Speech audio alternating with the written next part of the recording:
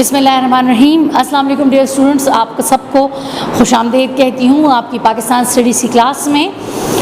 آج ایک اور شخصیت کی سیاسی جو جرنی ہے اس کے بارے میں بات کریں گے، اور وہ ہیں جنرل ضیاء الحق۔ ان کا دور حکومت جو کہ 11 سال تک رہا، اور اس پہ آج ہم ڈسکشن کریں گے۔ 5 جولائی 1977 کو بھٹو کی حکومت کا خاتمہ کر کے جنرل ضیاء الحق نے 5 جولائی 1977 کو ملک کا اقتدار سنبھالا، اور اس طرح سے ملک میں ایک اور مارشل لا کے دور کا آغاز ہوا۔ انہوں نے 90 دن کے اندر انتخابات کرانے کا وعدہ بھی کیا۔ سیاسی جو آزادی تحریر و تقریر تھی اور سیاسی سرگرمیاں جو تھیں اس سے مکمل پابندی بھی لی گئی۔ اکتوبر 1977 میں عام انتخابات کے التوا کا اعلان ہوا، اور پھر اس کے بعد سیاستدانوں کی اکاؤنٹیبلٹی یا احتساب کا اعلان بھی ہوا۔ یوں ذوالفقار علی بھٹو کو مارچ 1978 میں لاہور ہائی کورٹ نے سزائے موت کا فیصلہ سنایا۔ اس کے بعد بھی ایک مختلف 1978 کو سول کابینہ نے اپنا حلف اٹھایا، وہ بھی مارشل لا کے زیر سایہ۔ اس کے علاوہ اگر دیکھا جائے تو مارچ کے بعد اکتوبر 1979 میں بھی عام انتخابات ایک بار پھر سے ملتوی ہوئے۔ 23 مارچ 1981 کو ملک میں عبوری آئین کا نفاذ ہوا، اور جس نے 1973 کے آئین کی جگہ لی تھی۔ ایک صدارتی ریفرنڈم ہوا 19 دسمبر 1984 کو، جس کے ذریعے صدر ضیاء الحق کو نے بھاری اکثریت سے کامیابی حاصل کی۔ ضیاء الحق کی جو ملک و قوم کے لیے جو خدمات ہیں اس میں اسپیشلی جو اسلامی حدود و تعزیرات جو ہیں پیش کی گئیں، اسلامی قوانین کے لیے جو ان کی کوششیں ہیں اسلامائزیشن کے لیے، اس کو ہمیشہ سے ہی تاریخ میں سنہری الفاظ سے لکھا جائے گا۔ آج ہمارے لیکچر کا بنیادی مقصد یہ ہے کہ ہم اس دور کے جو اسلامی قوانین کے نفاذ کے لیے جو کوششیں کی گئیں ہم اس پہ ایک نظر ڈالیں۔ یوں چلیے اس اسلامی قوانین کے نفاذ یا اسلامائزیشن کا پروسیس جو ہے اس کے لیے کیا کوششیں گئیں اس پر ایک نظر ڈالتے ہیں۔ 10 فروری 1979 کو ملک میں اسلامی حدود و تعزیرات کے نفاذ کا اعلان کیا گیا۔ وہ تمام غیر اسلامی کام جو کہ اسلامی معاشرے میں رہتے ہوئے اسلامی معاشرے کے لیے نقصان دہ ثابت ہو رہے تھے، ان کے خاتمے کا اعلان کیا گیا، اور کن کن چیزوں پر سزائیں بھی مقرر کی گئیں، جیسے شراب نوشی، زنا، چوری، اس کے علاوہ قذف کے الزام تراشی کے لیے بھی سزائیں انہوں نے جو اسلام میں موجود ہیں ان کے نفاذ کا اعلان کیا۔ جی سب سے پہلے چلتے ہیں زکوٰۃ و عشر کے نظام کی طرف۔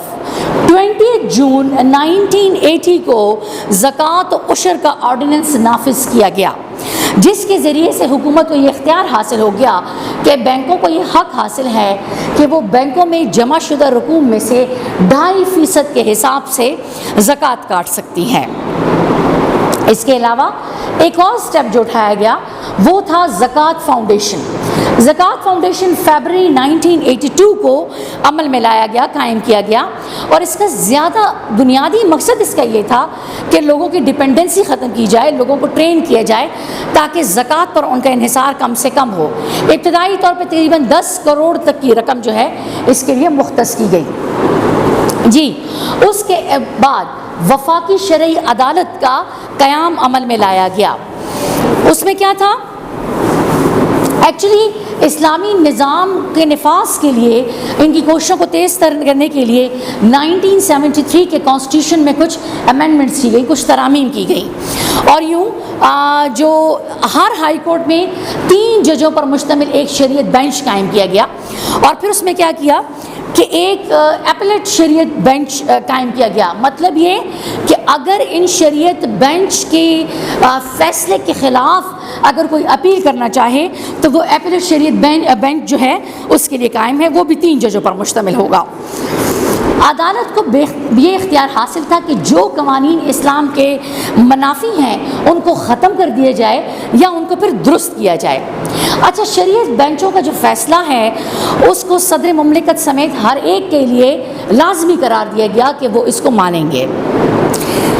البتہ جو سپریم کورٹ کی اپیلیٹ شریعت بینچ کے فیصلے کے خلاف حکومت اپیل کر سکتی ہے۔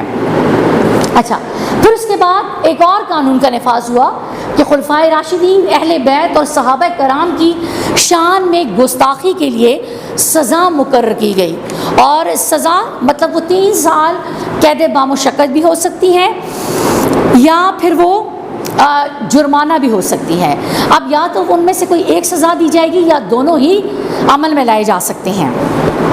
پاکستان اور اسلامیات کی لازمی تعلیم، جی مطالعہ پاکستان کو اس لیے لازمی قرار دیا گیا تاکہ طلباء نظریے پاکستان کو سمجھ سکیں اور پاکستان کے قیام کے پیچھے جو وجوہات ہیں کہ پاکستان کا قیام کیوں عمل میں لایا گیا، اس کی تاریخ کیا ہے، آگے جا کے وہ پاکستان کے لیے کیا کر سکتے ہیں، ان چیزوں سے طلباء کو باخبر رکھنے کے لیے مطالعہ پاکستان کو لازمی کرا، اور ساتھ ہی ساتھ اسلامیات کی بھی تعلیم کو B A B S C, ان دونوں سبجیکٹس کو B A B S C اور تمام پیشہ ورانہ تعلیمی اداروں میں ان کو لازمی قرار دیا گیا۔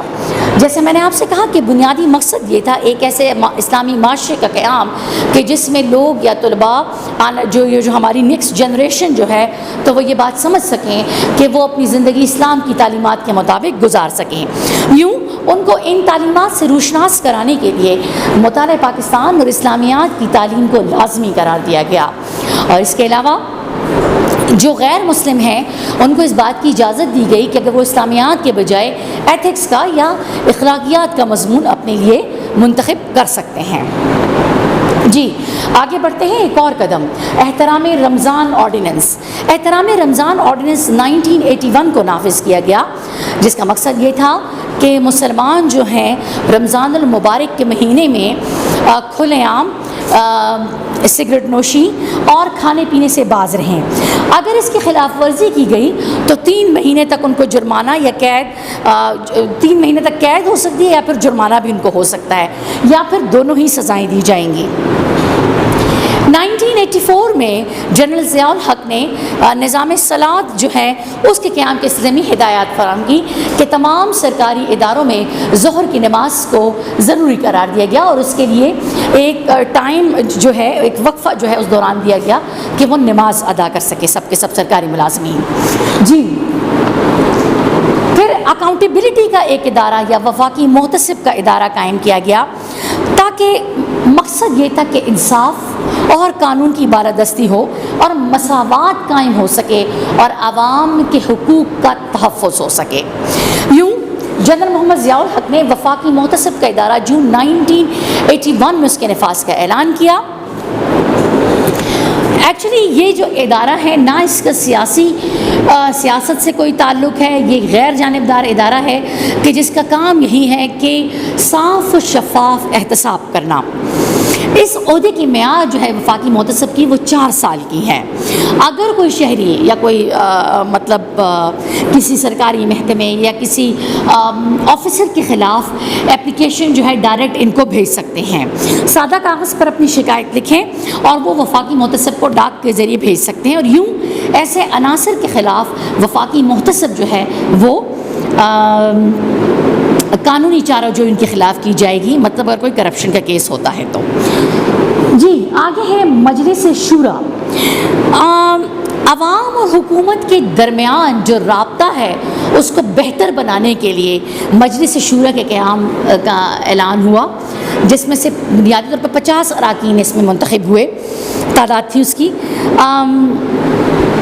اس قسم کے اقدامات کہ جس کے ذریعے عوامی توقعات پوری ہو سکیں اسلامی قوانین کے نفاذ کے لیے اور اسلامی معاشرے کے قیام کے لیے، اور کوشش یہ کی گئی کہ ملک جو ہے اس قسم کے حالات مہیا کرے عوام کو کہ وہ اپنی زندگی جو وعدہ کیا گیا پاکستان کے قیام کے ٹائم کہ وہ اپنی زندگی اسلام کے مطابق گزاریں گے اور ایک پرامن جمہوری نظام کا قیام ممکن ہو سکے، تو ان چیزوں کی طرف بڑھتے رہیں گے۔